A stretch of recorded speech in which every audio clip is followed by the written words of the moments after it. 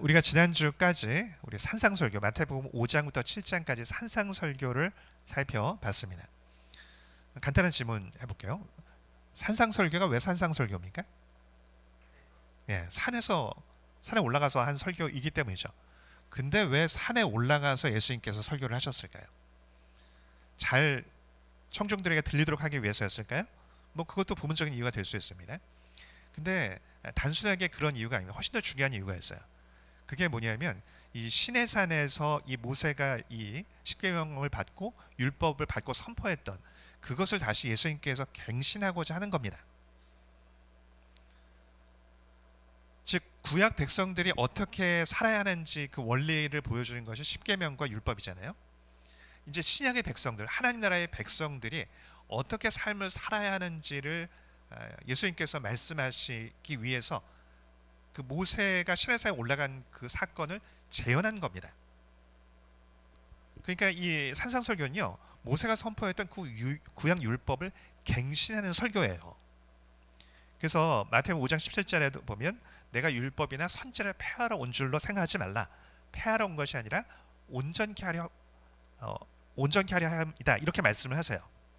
이건요 굉장한 선포입니다. 왜냐하면 이거 누가 이렇게 얘기할 수 있겠어요? 여러분 이건 선지자도 이렇게 얘기할 수 없어요. 모세의 그 율법은 말씀 자체예요.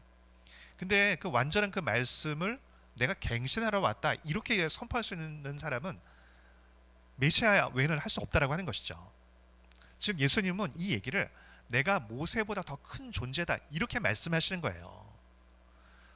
절대적이라고 했던 그 기준을 내가 새롭게 갱신하기 위해서 왔다 이렇게 말씀하시는 거라고요.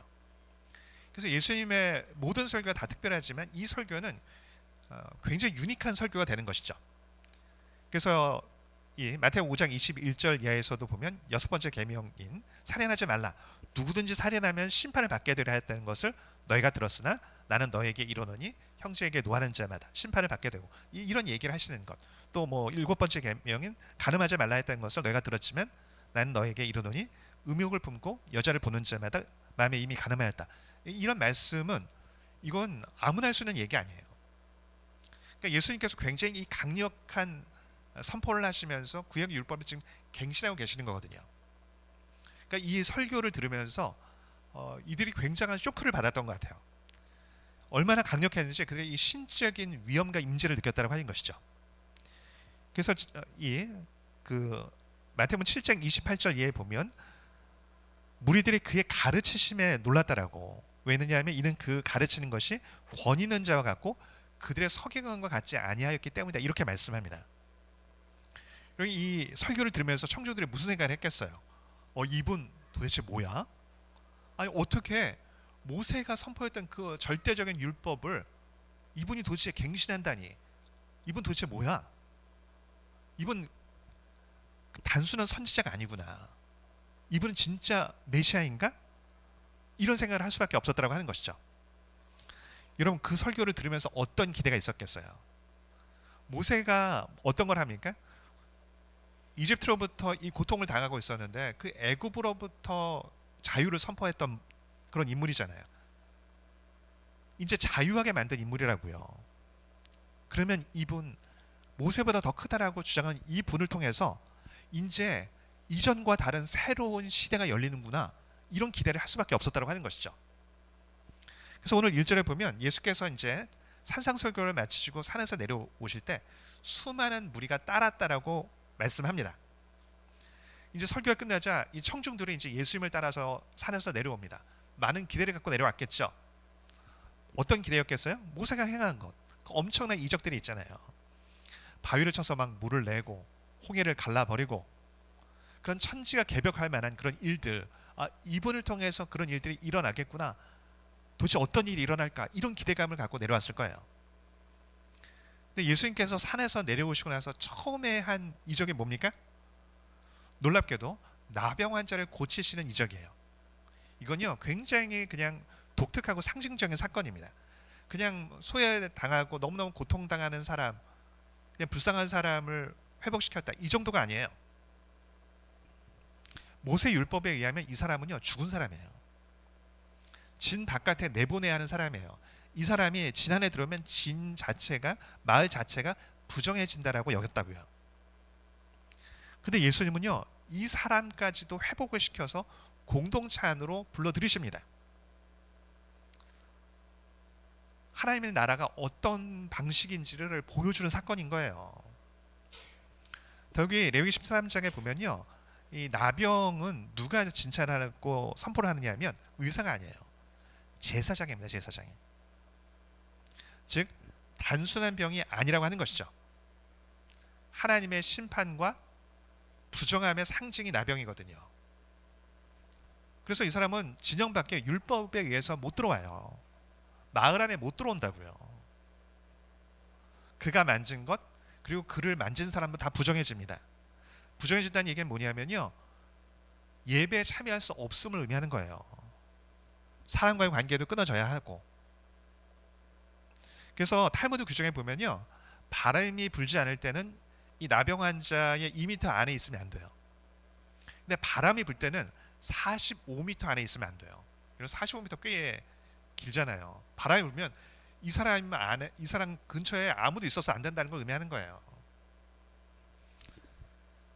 그래서 이 레시 라켓이라고 하는 이 랍비는 마을 안에 나병 환자가 들어오면 막 돌을 던지면서 너의 위치로 돌아가라고, 다른 사람들을 오염시키지 말아라, 이렇게 얘기했다고 하거든요.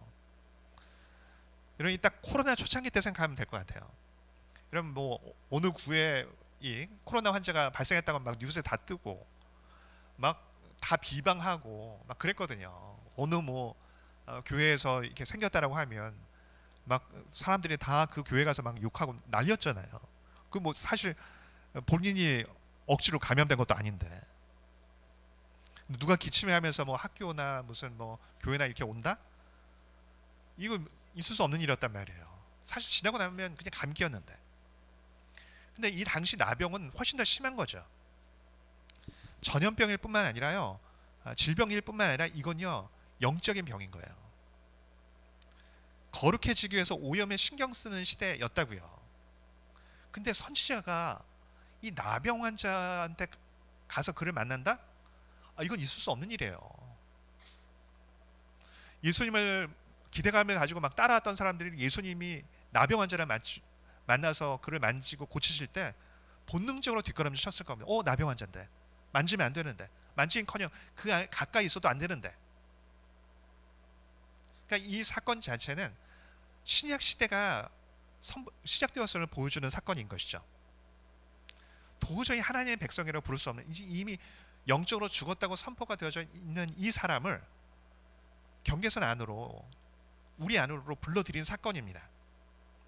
여러분, 다른 이적들도 마찬가지예요. 두 번째 이적만 봐도 그 다음 이적이 뭐냐면 이방인인 백부장의 하인을 고치는 사건이거든요. 여러분, 이방인은 구원에서 배제되어 있는 사람들이에요.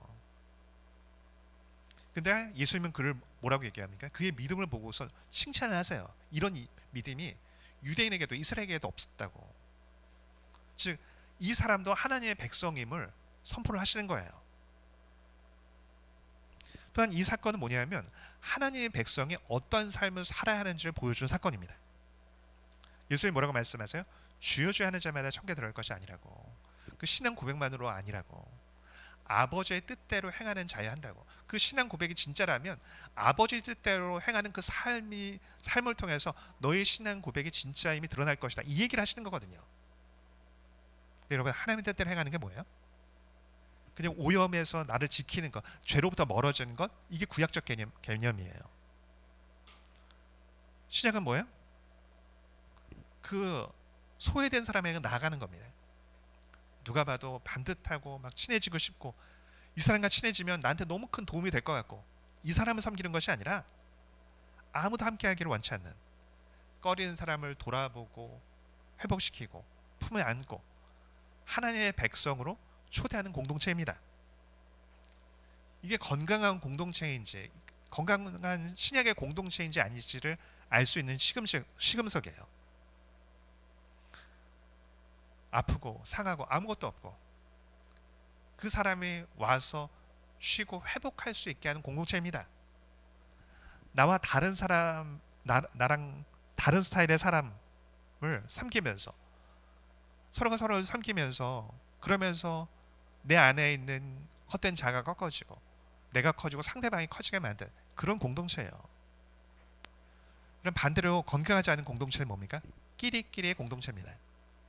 비슷한 수준의 사람들끼리 대화도 수준도 비슷하기 때문에 하하호호 하는 공동체. 여러분 중고등 그 학생들 그 부서를 학생부라고 했었는데 청소년부로 바꾼 이유가 뭐야? 학생부라고 하면 학생 아닌 우리 그 나이대 친구들이 못 들어온다는 거예요. 근데 여러분 이게 이름 바꾸기 쉽고 말은 하기 쉬운데 절대 쉽지 않습니다. 여러분 나랑 스타일이 다른 사람, 대화가 잘 안 되는 사람 오면 불편하다고요. 자연스럽지 않아요. 건강하다라고 하는 건요 절대 자연스럽지 않아요. 여러분 건강하기 위해서 요즘 뭐 조깅도 하고 난리잖아요. 그게 그냥 살다 보면 되는 게 아니잖아요. 내가 의도를 해야 돼요. 여러분 마찬가지입니다. 공동체도. 여러분 우리 청소년부에 학교도 안 다니는 학생이 온다? 그럼 쉽지 않을 거예요. 자연스럽지 않다고요. 끊임없이 점검하고 내 자아를 꺾을 때 가능합니다. 내 자아를 부인해야지 만들어지거든요. 제가 되게 사회가 재밌게 했던 때 중에 한 때가 그 30대 청년들을 맡았던 때거든요. 한 20년 정도 됐던 것 같아요. 그때는 이제 지금하고 분위기가 달랐죠. 그러니까 30대라고 하면 다 노총각 노처녀라고 여겼던 때거든요. 이게 부서가 생겼는데 새로운 청년부가 생겼는데 30대를 위한 청년부가 생겼다는 거예요. 다 싫어하더라고요. 아, 우리 이제 잘라냈다. 우리 그 어린 청년들이 우리랑 있는 거 부담스러워서 잘라냈다. 그런 분위기였거든요. 근데 이제 그때 이제 제가 부서를 맡았었는데, 그러니까 그때 있는 청년들은 약간 중간이 별로 없었어요. 굉장히 괜찮은 청년들이거나 아니면 진짜 막 아주 이 특이한 청년들이거나. 그때 이제 막 제가 이제 그런 식으로 이제 그 메시지를 전하고 했었는데, 우리가 최후의 보루다. 우리가 우리 공동체에서 놓치면 다른 공동체에서 잡을 수 없다. 이런 식으로 분위기를 잡았었거든요. 그러니까 문제된 사람을 품고 회복하는 그런 공동체가 되자. 근데 진짜 그런 청년들이 오더라고요. 막 밤에 막 계속 막 귀신을 보거나 이단에 막 깊이 빠져서 한쪽 발은 여전히 담고 있어서 여전히 그 영향이 있고, 그래서 막 저랑 막 몇 시간씩 그 토론하고 싸우기도 했고, 또 한 청년은 보면 막 나이는 많은데 저보다도 나이가 많았던 것 같아요. 머리가 좀 IQ가 좀 떨어졌거든요. 그래서 또 자매를 좋아해. 그래서 20대 청년들한테는 자기 20대라고 얘기하고 30대 청년한테도 자기 또 30대라고 이런 청년. 근데 이게 다 막 품고 갔었어요. 근데 그게 가능했던 이유가 뭐냐면 또 되게 성숙하고 열정 있는 청년들이 있었거든요.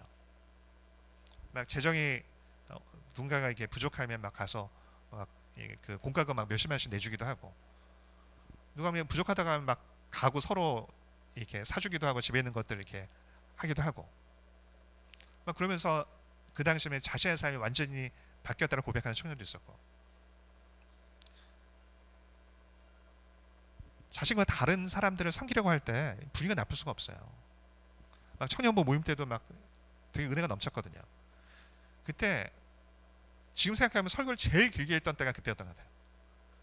공예배가 아니니까 이제 청년부 모임 때니까 좀 자유롭게 하긴 했는데, 그러니까 제가 설교를 하다가 중간에 질문 있으면 되게 편하게 질문하고 대화하고 다시 묻고 이런 식으로 했었거든요. 그래서 막 설교도 그때 막 1시간 막 2시간도 넘게 했던 것 같아요. 오히려 제가 좀 우리 짧게 하자. 근데 청년들이 오히려 되게 열정이 있어요. 더 듣고 싶어 하고. 그리고 막 주일 저녁 때 막 성공부하고 끝나고는 또 뭐 먹으러 가자고 해서 막 새벽까지, 나중에는 이것도 우리 좀 절제하자 해서 막 12시 1시까지만 하자 뭐 이렇게 절제하긴 했지만, 그러니까 분위기가 이러니까 저절로 사람들이 모이더라고요. 왜요? 생명력이 있으니까 서로 이제 섬기려고 하고, 또 그러면서 사람들이 변화되는 것들을 보고 함께 즐거워하고, 이렇게 하니까 이 생기가 있었던 것이죠. 여러분 예수를 믿으면서 이런 경험이 있어야 돼요. 내가 예수님만 아니라고 하면 내가 이 사람을 섬기거나 참관하지 않을 텐데, 난 그냥 옳고 그런 것만 따질 텐데, 난 내 스타일대로 살 텐데, 내가 예수님 때문에 내 욕심과 혈기를 죽이고 내가 참고 맞추는구나. 내 예수님 때문에 내가 이렇게 해야지. 여러분, 이런 때가 반드시 있어야 합니다. 여러분, 이 경험만이 없이 그냥 나는 그냥 내 스타일대로 살고 나는 옳은 것만 추구할래. 여러분, 그 사람은요, 하나님을 섬긴 것이 아니라 나만 섬긴 겁니다. 반드시 하나님을 섬긴다라고 하는 것은 내 자아를 죽이는 것 없이 하나님을 섬길 수 없어요. 그냥 감상적으로 그래, 약한 사람 돕는 게 좋지, 이게 안 된다고요. 그 내가 하는 거라면. 그런데 여러분, 이 본문을 오해하면 안 됩니다. 나병 환자가 은혜를 받은 이유가 뭐예요? 불쌍하기 때문이에요? 아니에요. 불쌍한 사람 많아요. 이 사람이요, 이 극심한 고난을 통해서 마음이 준비되어져 있었기 때문에 은혜를 받은 겁니다. 여러분, 이 사람이 얼마나 예수님께 나올 때 간절했겠어요. 생각을 해보세요. 이때 이걸 어떻게 고쳐요? 이 병을 지금도 못 고쳐. 지금도 요즘에는 좀 나오긴 했지만 병으로 인해서 삶이 다 무너지고 관계로 다 끊어지고 예배도 못 드려요. 근데 이 사람은요, 다른 나병 환자보다 훨씬 더 간절했다고요. 그걸 어떻게 할 수 있느냐 하면, 이런 나병 환자들은 혼자 못 살아요. 기본적으로 공동체 생활 한다고요. 그럼 어떻게, 왜 혼자 나갔겠어요? 같이 했겠죠. 근데 안 나온 거예요. 왜? 그 사람들의 시선을 어떻게 견디겠냐고요. 간다고 또 만날 수 없을 수도 있는데. 근데 이 사람은 너무너무 간절한 거예요. 그 간절함이 그 두려움을 이긴 사람이에요. 여러분, 은혜를 입기 위해서는요, 여러분, 간절함이 있어야 돼요. 간절함이.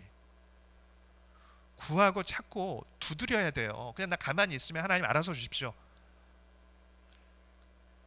안 된다고요.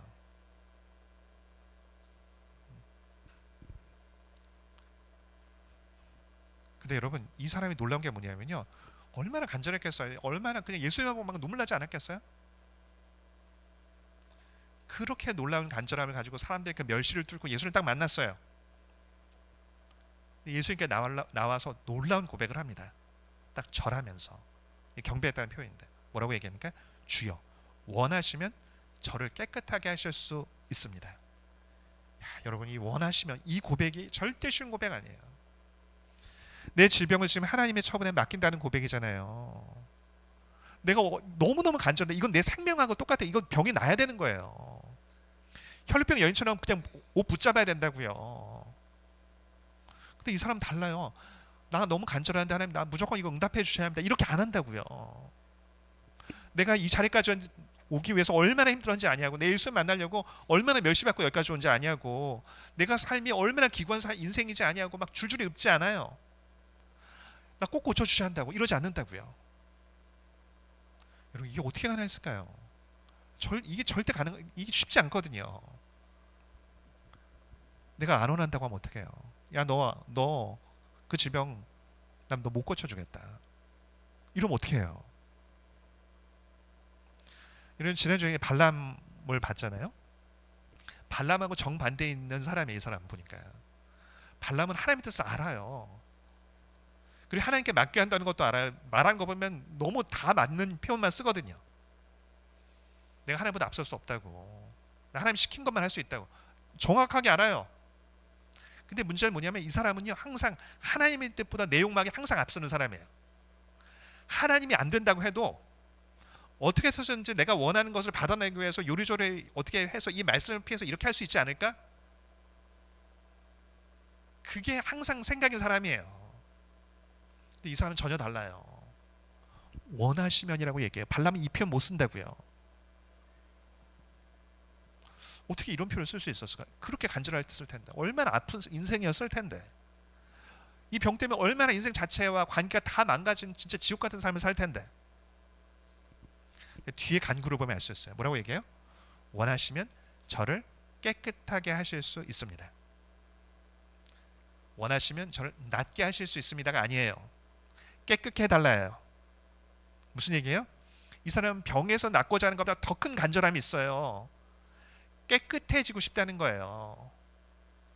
깨끗해진다는 건 뭐냐면요, 내 죄로부터 정결해지는 것을 의미하는 겁니다. 내가 예배드리고 싶다는 얘기예요. 이 얘기가 질병으로 인한 고통이 너무너무 극심하게 큰데 하나님과의 관계의 단절로 인한 그 고통이 훨씬 더 큰 사람이야, 이 사람은. 여러분, 하나님께서 우리에게 고통을 주세요. 이유가 뭐야?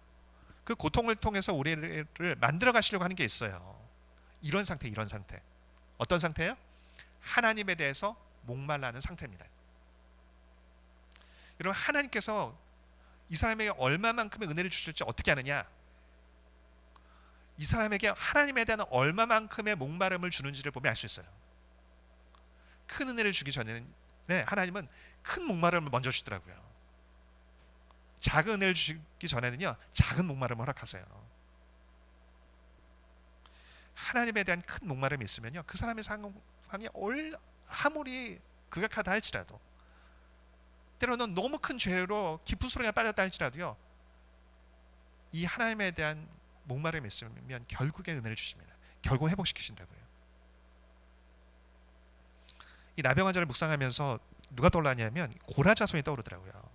이 오버랩이 돼요. 이런 고라자손 되게 독특해요.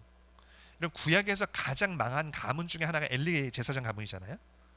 본인이 목이 부러져서 죽고 아들들은 하나님 심판으로 다 죽어요. 근데 또 하나의 만만치 않게 망한 가문이 고라 가문이거든요. 엘리 제사장보다 어떤 면에서 훨씬 더 철저하게 심판을 당합니다.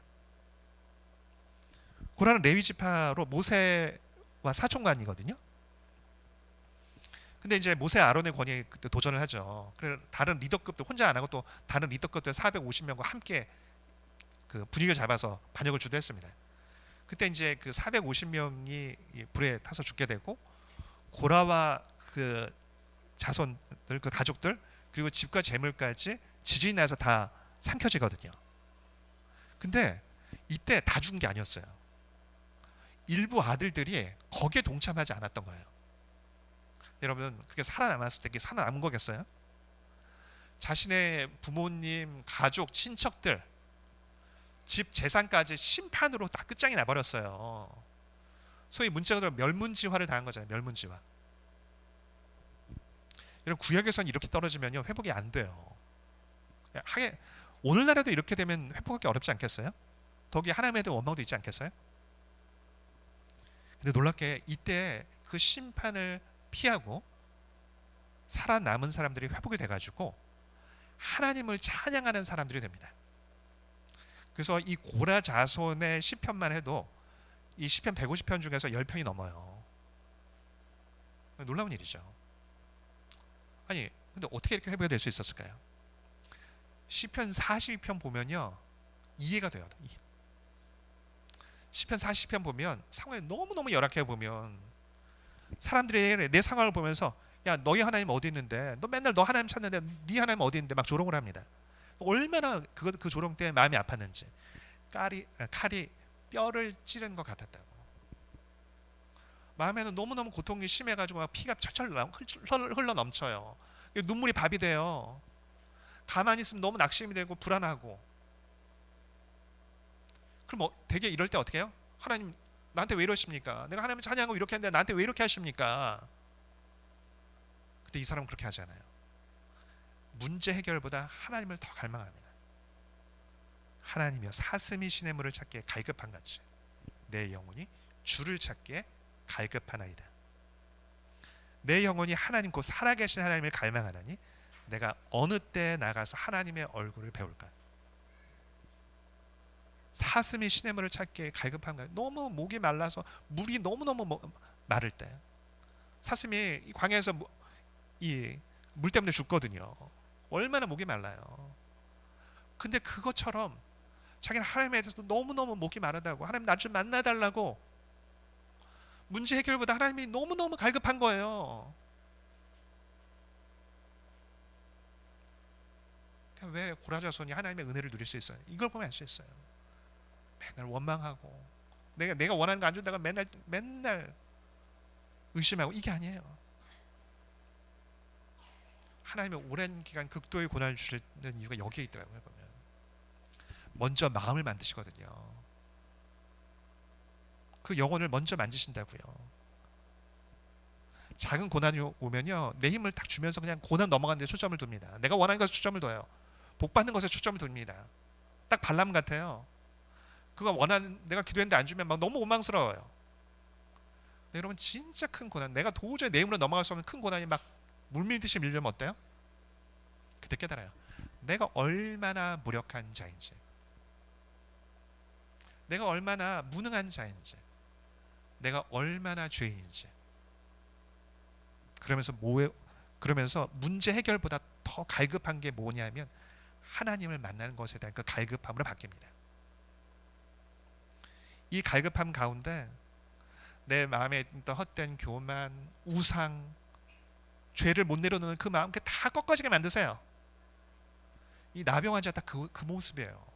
너무너무 간절한데, 일생일 때 내 인생이 바뀔 수 있는 절호의 찬스, 딱 유일한 한 번의 찬스인데, 하나님 이거 내 뜻대로 해주셔야 됩니다. 내 인생 너무 고통스러워서 이거 꼭 해주셔야 됩니다. 이렇지 않아요. 하나님 원하시면 나를 정결하게 하실 수 있다고, 깨끗하게 할 수 있다고, 나를 예배드리는 자로 만드실 수 있다고. 이안 머레이가 이렇게 이야기를 합니다. 참된 기도는 우리의 무력함을 하나님 앞에 고백하며 그분의 힘을 의지하는 것이다. 우리의 연약함은 기도의 문을 여는 열쇠이다. 참된 기도는 우리의 무력함을 하나님 앞에 고백하는 거라고. 내 소만 아는 게 아니라 하나님, 내가 얼마나 연약한지를 고백하는 것, 이게 참된 기도라고. 근데 그 연약을 고백하는 것이 그 기도의 문을 열쇠라고. 그래서 내 무력함이 기도를 통해서 하나님의 능력과 연결이 된다는 겁니다. 이 사람이 이 간절함을 보고서 예수님이 어떻게 하십니까? 손을 내밀어서 그에게 대십니다. 아무도 그를 만지지 않아요. 보기만 하면 나에게 돌을 던져요. 사람들은. 예수는 안 만지고 말씀으로도 고칠 수 있어요. 왜 만지세요? 위로하고 싶으시니까. 예수님은 그것에 오염되지 않아요. 예수님의 그 생명이 넘어가는 거였거든요. 예수님의 깨끗함이 오히려 그를 깨끗하게 만들거든요. 그럼 뭐라고 말씀하지? 내가 원한다고. 깨끗함을 받으라고.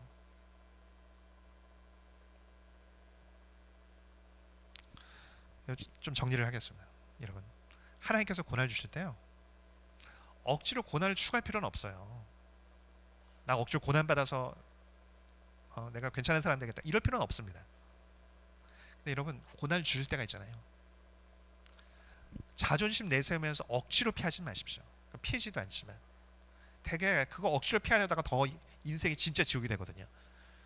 고난 자체 때문에 지옥이 되는 게 아니고요, 고난을 억지로 피하려고 하면서 지옥이 되는 겁니다. 그 고난을 받아내는데 그 고난으로 내 자금을 고백하는 기회가 돼야 됩니다. 그걸 통해서 다른 사람의 연약을 이해하는 통로가 돼야 됩니다.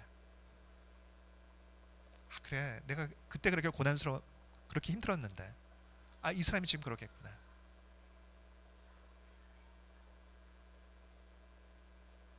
그 고난 가운데 내가 이렇게 약하구나, 내가 이렇게 못났구나, 내 안에 이렇게 죄가 많구나.